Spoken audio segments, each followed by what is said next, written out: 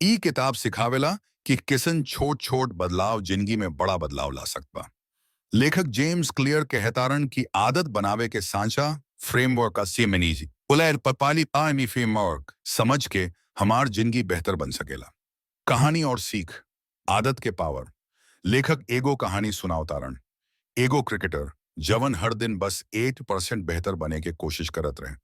धीरे धीरे ऊ खेल में सबके पाछा छोड़ दिहलस। एह से लेखक कहतारन कि हर दिन बस छोटका सुधार करल जरूरी बा। 4 नियम आदत बनावे के।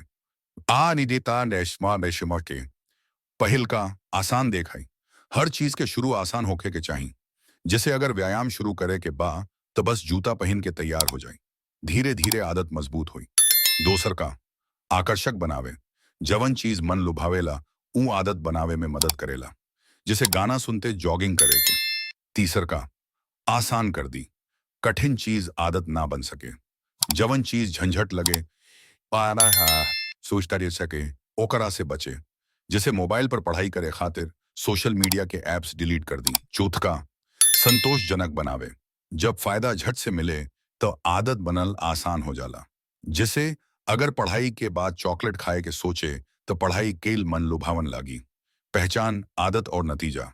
जेम्स क्लियर कहतारन की पहिला अपन पहचान बदले तब आदत बदली। अगर कहेब कि हम फिट आदमी हैं, हमार हर काम फिटनेस की ओर हुई। छोट आदत के ताकत।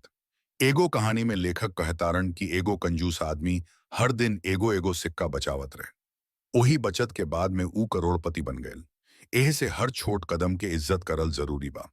एह किताब के मूल संदेश छोट छोट आदत जिंदगी बदल सकेला।